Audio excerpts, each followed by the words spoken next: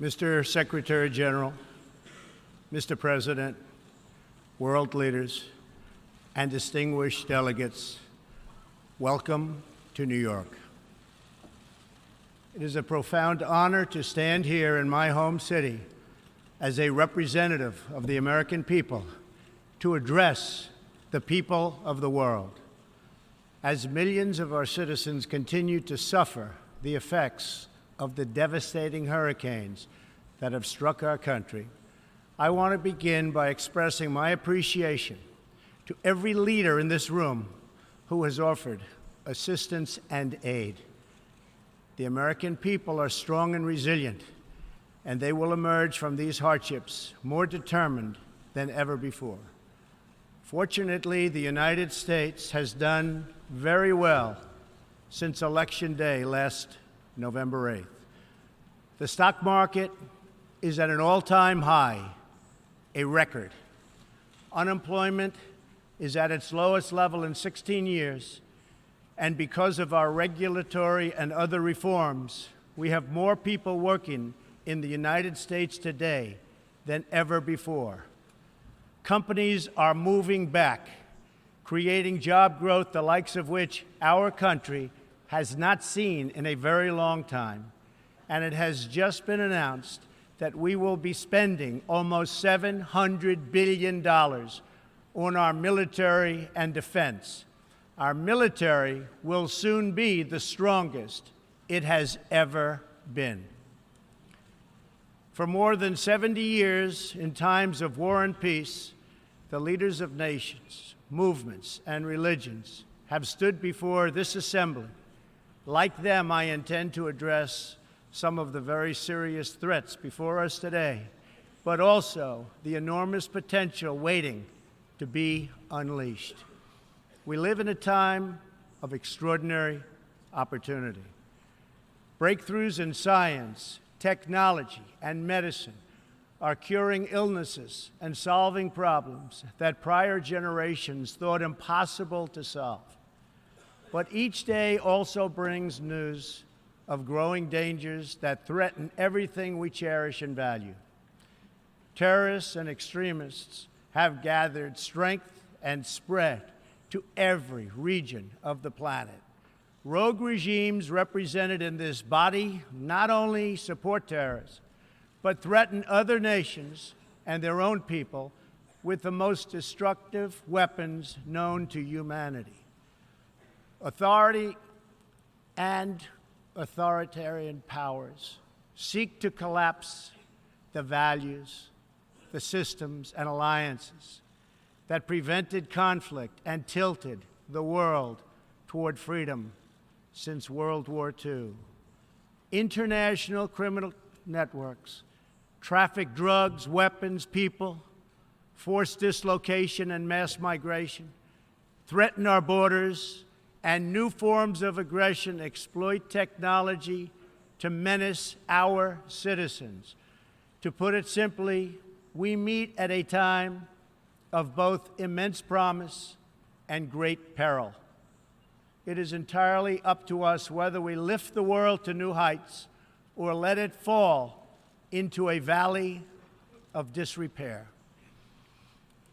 We have it in our power, should we so choose, to lift millions from poverty, to help our citizens realize their dreams, and to ensure that new generations of children are raised free from violence, hatred, and fear. This institution was founded in the aftermath of 2 world wars to help shape this better future. It was based on the vision that diverse nations could cooperate to protect their sovereignty, preserve their security, and promote their prosperity. It was in the same period, exactly 70 years ago, that the United States developed the Marshall Plan to help restore Europe. Those 3 beautiful pillars, they're pillars of peace, sovereignty, security, and prosperity. The Marshall Plan was built on the noble idea that the whole world is safer when nations are strong independent, and free. As President Truman said in his message to Congress at that time, our support of European recovery is in full accord with our support of the United Nations. The success of the United Nations depends upon the independent strength of its members. To overcome the perils of the present and to achieve the promise of the future, we must begin with the wisdom of the past. Our success depends on a coalition of strong and independent nations that embrace their sovereignty to promote security, prosperity, and peace for themselves and for the world. We do not expect diverse countries to share the same cultures, traditions, or even systems of government, but we do expect all nations to uphold these two core sovereign duties: to respect the interests of their own people and the rights of every other sovereign nation. This is the beautiful vision of this institution, and this is the foundation for cooperation and success. Strong sovereign nations let diverse countries with different values, different cultures, and different dreams not just coexist, but work side by side on the basis of mutual respect.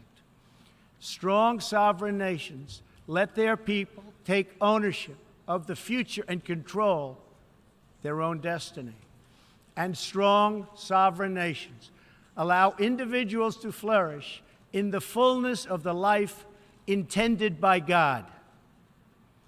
In America, we do not seek to impose our way of life on anyone, but rather to let it shine as an example for everyone to watch. This week gives our country a special reason to take pride in that example.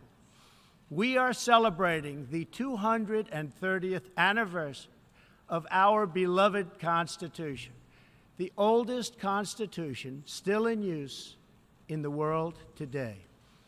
This timeless document has been the foundation of peace, prosperity, and freedom for the Americans and for countless millions around the globe whose own countries have found inspiration in its respect for human nature, human dignity, and the rule of law.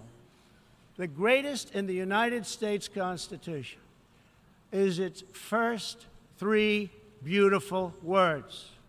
They are, "We the people." Generations of Americans have sacrificed to maintain the promise of those words, the promise of our country and of our great history. In America, the people govern, the people rule, and the people are sovereign. I was elected not to take power, but to give power to the American people where it belongs. In foreign affairs, we are renewing this founding principle of sovereignty. Our government's first duty is to its people, to our citizens, to serve their needs, to ensure their safety, to preserve their rights, and to defend their values. As President of the United States, I will always put America first, just like you, as the leaders of your countries, will always and should always put your countries first.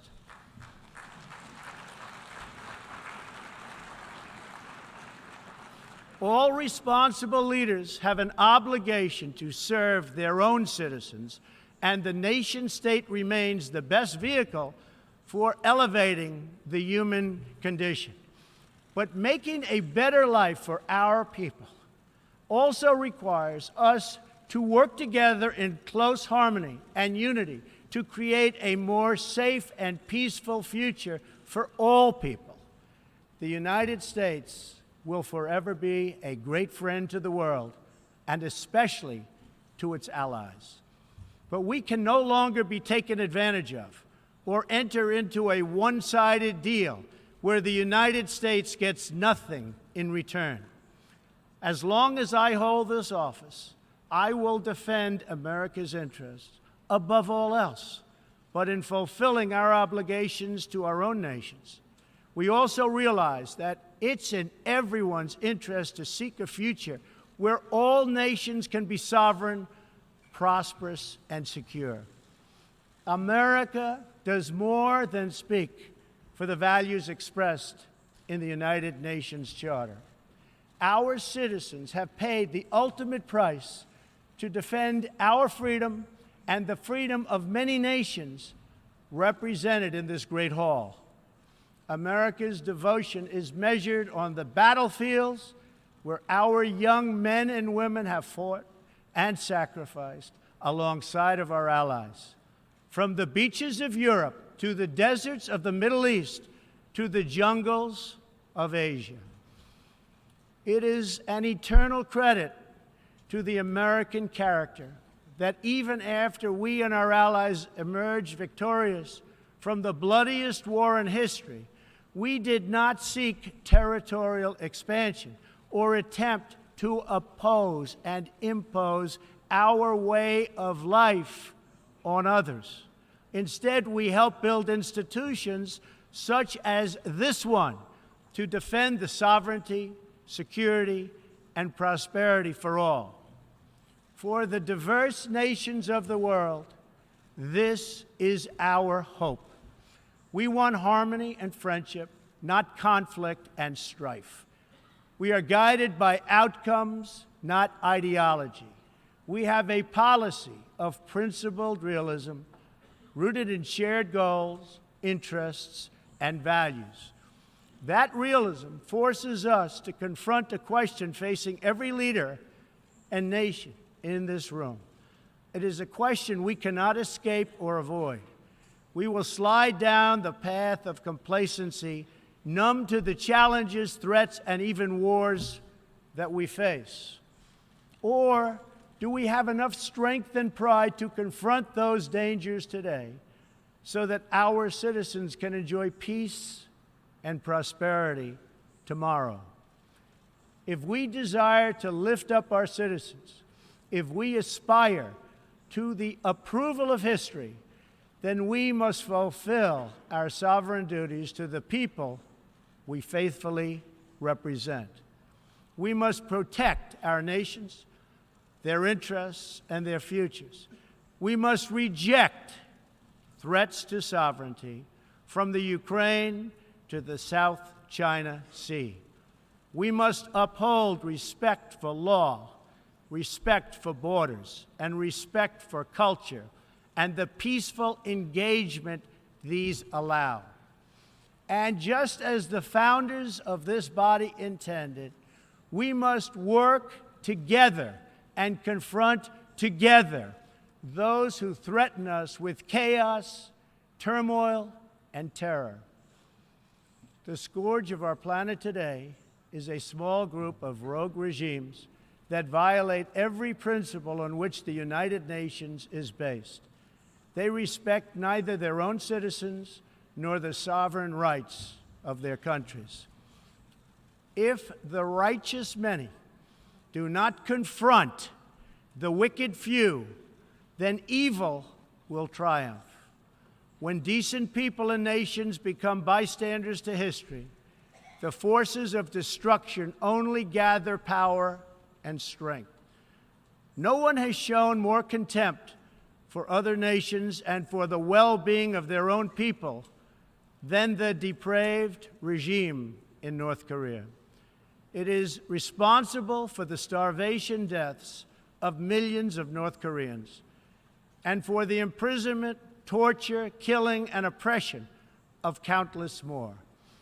We were all witness to the regime's deadly abuse when an innocent American college student, Otto Warmbier, was returned to America only to die a few days later. We saw it in the assassination of the dictator's brother using banned nerve agents in an international airport. We know it kidnapped a sweet 13-year-old Japanese girl from a beach in her own country to enslave her as a language tutor for North Korea's spies. If this is not twisted enough, now North Korea's reckless pursuit of nuclear weapons and ballistic missiles threatens the entire world with unthinkable loss of human life. It is an outrage that some nations would not only trade with such a regime, but would arm, supply, and financially support a country that imperils the world with nuclear conflict. No nation on earth has an interest in seeing this band of criminals arm itself with nuclear weapons and missiles. The United States has great strength and patience, but if it is forced to defend itself or its allies, we will have no choice but to totally destroy North Korea. Rocket Man is on a suicide mission for himself and for his regime. The United States is ready, willing, and able, but hopefully this will not be necessary. That's what the United Nations is all about. That's what the United Nations is for. Let's see how they do. It is time for North Korea to realize that the denuclearization is its only acceptable future. The United Nations Security Council recently held 2 unanimous 15-0 votes adopting hard-hitting resolutions against North Korea, and I want to thank China and Russia for joining the vote to impose sanctions along with all of the other members of the Security Council. Thank you to all involved. But we must do much more. It is time for all nations to work together to isolate the Kim regime until it ceases its hostile behavior. We face this decision not only in North Korea. It is far past time for the nations of the world to confront another reckless regime, one that speaks openly of mass murder, vowing death to America, destruction to Israel, and ruin for many leaders and nations in this room. The Iranian government masks a corrupt dictatorship behind the false guise of a democracy. It has turned a wealthy country with a rich history and culture into an economically depleted rogue state whose chief exports are violence, bloodshed, and chaos. The longest-suffering victims of Iran's leaders are, in fact, its own people. Rather than use its resources to improve Iranian lives, its oil profits go to fund Hezbollah and other terrorists that kill innocent Muslims and attack their peaceful Arab and Israeli neighbors.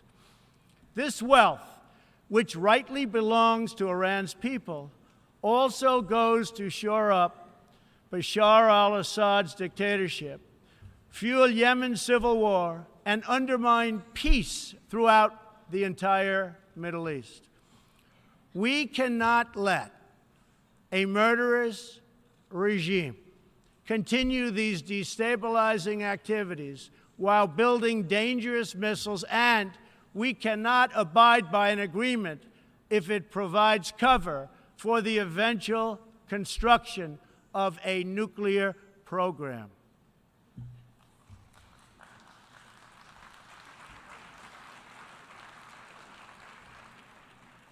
The Iran deal was one of the worst and most one-sided transactions the United States has ever entered into. Frankly, that deal is an embarrassment to the United States, and I don't think you've heard the last of it, believe me.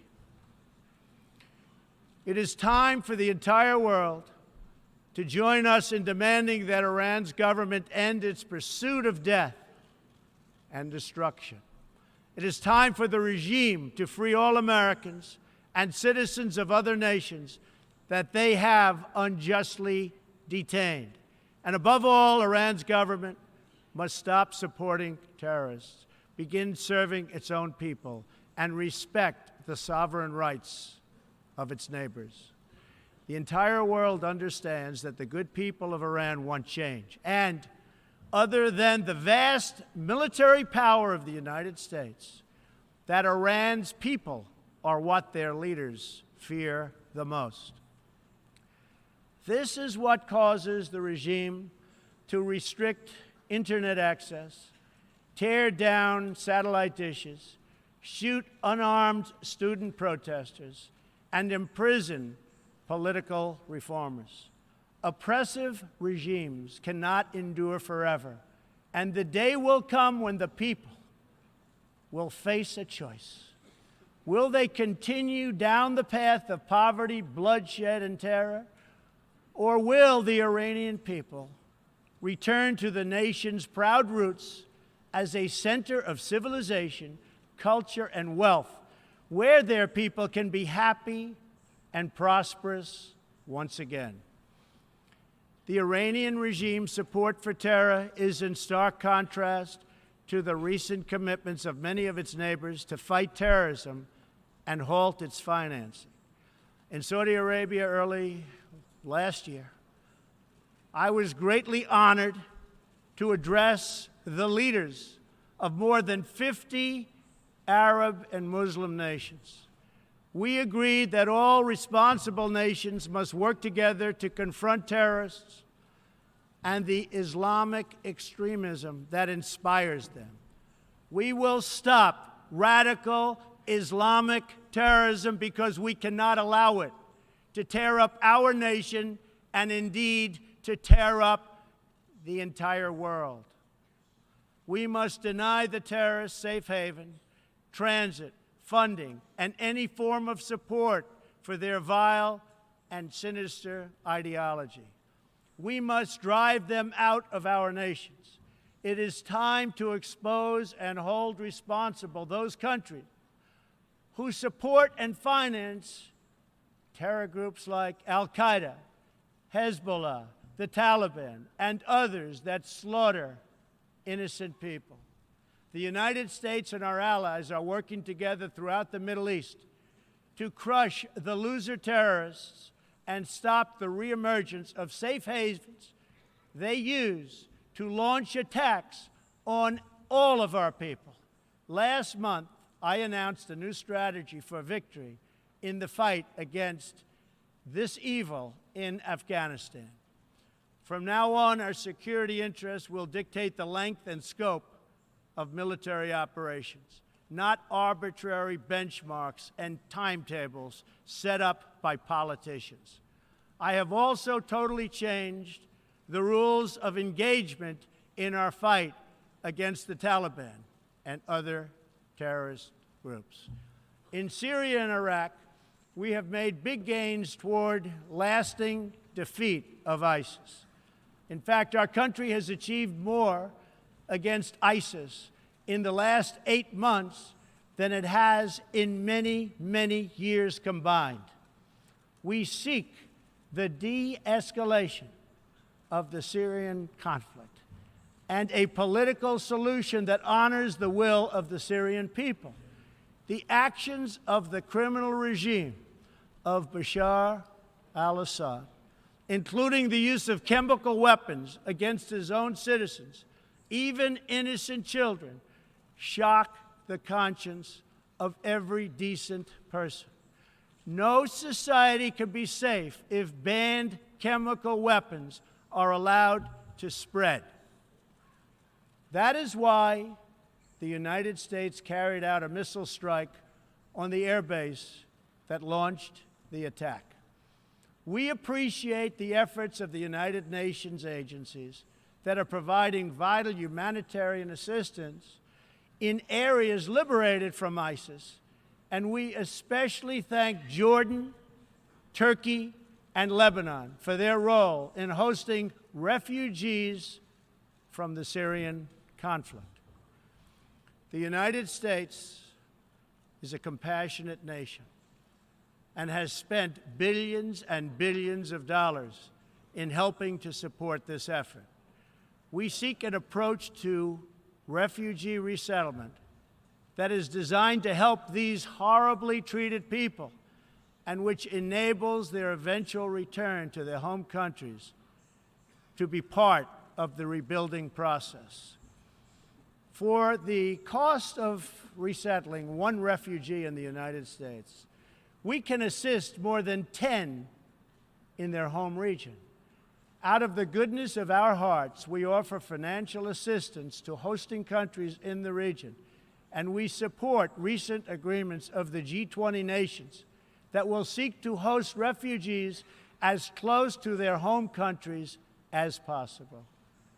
This is the safe, responsible, and humanitarian approach. For decades, the United States has dealt with migration challenges here in the Western Hemisphere. We have learned that over the long term, uncontrolled migration is deeply unfair to both the sending and the receiving countries. For the sending countries, it reduces domestic pressure to pursue needed political and economic reform, and drains them of the human capital necessary to motivate and implement those reforms. For the receiving countries, the substantial costs of uncontrolled migration are borne overwhelmingly by low-income citizens whose concerns are often ignored by both media and government. I want to salute the work of the United Nations in seeking to address the problems that cause people to flee from their homes. The United Nations and African Union led peacekeeping missions to have invaluable contributions in stabilizing conflicts in Africa. The United States continues to lead the world in humanitarian assistance, including famine prevention and relief in South Sudan, Somalia, and northern Nigeria and Yemen. We have invested in better health and opportunity all over the world through programs like PEPFAR, which funds AIDS relief, the President's Malaria Initiative, the Global Health Security Agenda, the Global Fund to End Modern Slavery, and the Women Entrepreneurs Finance Initiative, part of our commitment to empowering women all across the globe. We also thank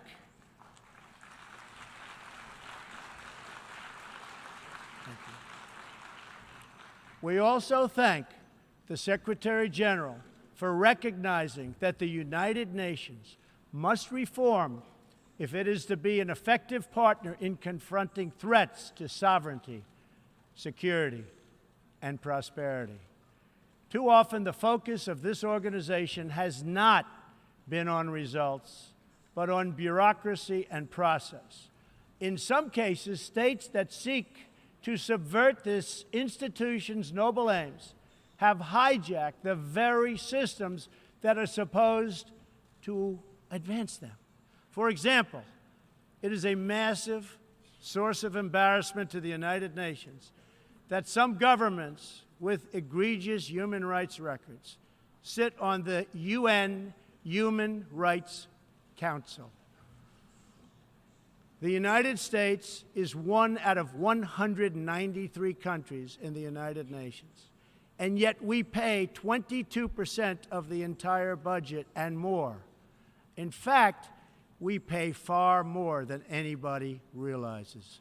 The United States bears an unfair cost burden, but to be fair, if it could actually accomplish all of its stated goals, especially the goal of peace, this investment would easily be well worth it. Major portions of the world are in conflict, and some, in fact, are going to hell. But the powerful people in this room, under the guidance and auspices of the United Nations, can solve many of these vicious and complex problems. The American people hope that one day soon the United Nations can be a much more accountable and effective advocate for human dignity and freedom around the world. In the meantime, we believe that no nation should have to bear a disproportionate